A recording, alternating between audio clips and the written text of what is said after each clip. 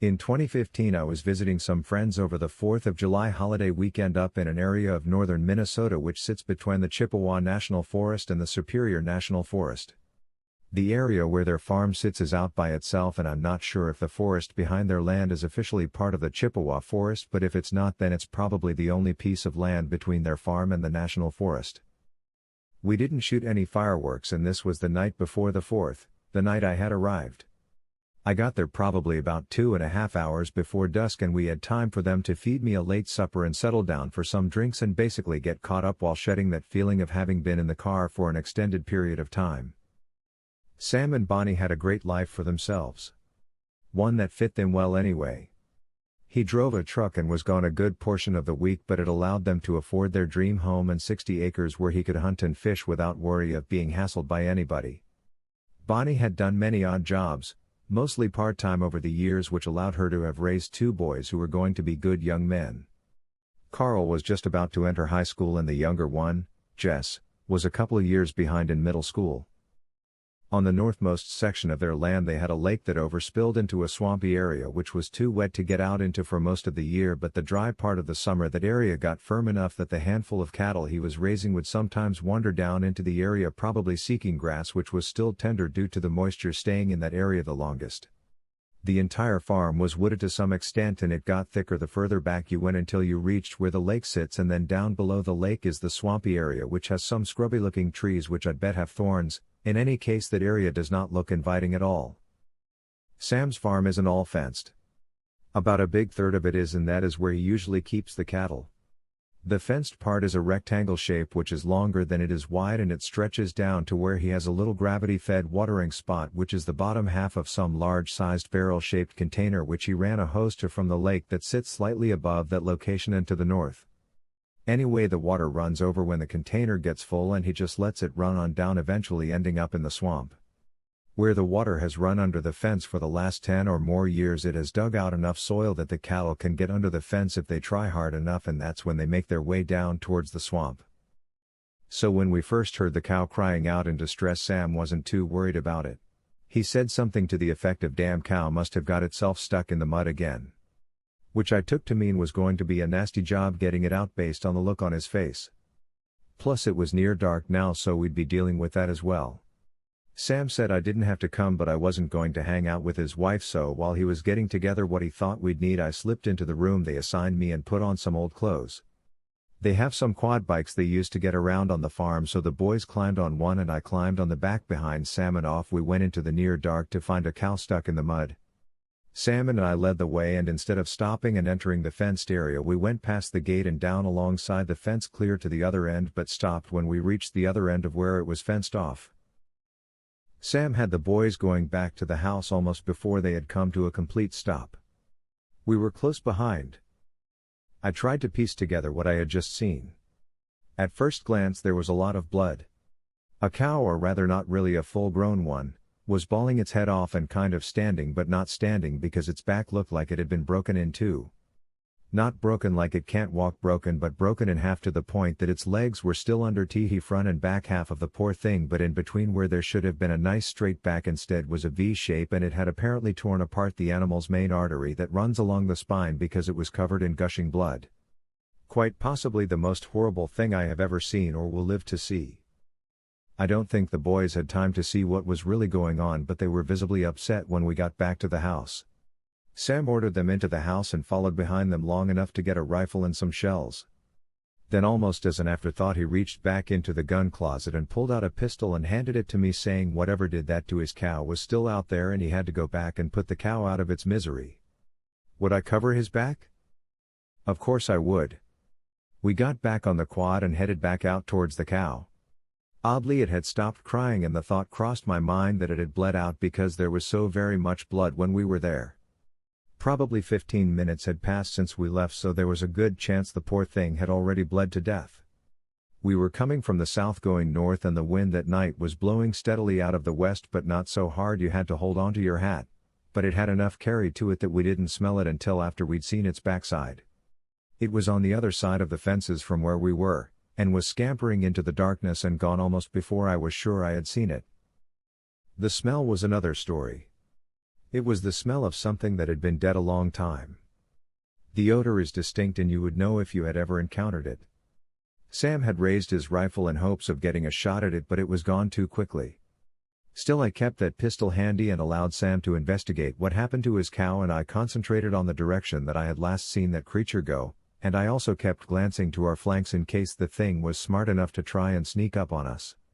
The night was quiet save for the whisper of the wind, and I began to consider how alone the two of us were out there and that the creature was pretty damn fast. Sam must have been thinking the same thing, or perhaps was just not wanting to get his guest hurt or killed. Whatever his reasoning, he put a bullet in the cow's head just to be sure, and we loaded up and left there with me watching our backside the whole way back to the house. The next day was the 4th, so getting someone to come out to look at what had happened was a tall order apparently, but somebody did show up about an hour before lunchtime. It was a county sheriff, and though he found our story to be, in his words, fascinating, it was clear he had the 4th of July on his mind more than he did our problem. Still, to his credit, he dutifully examined the scene of the crime, took pictures of the cow, which I noticed had been largely eaten by the time we got back. I can't guess as to whether it was the creature we saw that ate the poor cow, but it stood to reason that it did. Sam mentioned that to the sheriff and he didn't disagree, but in the end, what could he really do? Saturday night the darkness was complete early on and the moon didn't come out until probably midnight. The farm is located far enough out in the middle of nowhere that there isn't even a hint of the sound of fireworks, though you can see them light up the horizon in spots you can't really make out what is happening. Still, we sat outside with the porch lights out and gazed in the direction of where the horizon was lighting up. It was a clear night, or Sam said we'd not have seen as much as was allowed. Just before we went inside there was a howl that was really long, and I could tell from Sam's face that it was not something they heard on a regular basis. However, it was just the one time. We had been standing on our way inside the house when it stopped everyone in their tracks. The kids were inside watching fireworks on the television, and it had been just us 3 adults outside. The boys heard it all the same and came to the door, blocking Bonnie's way from getting inside.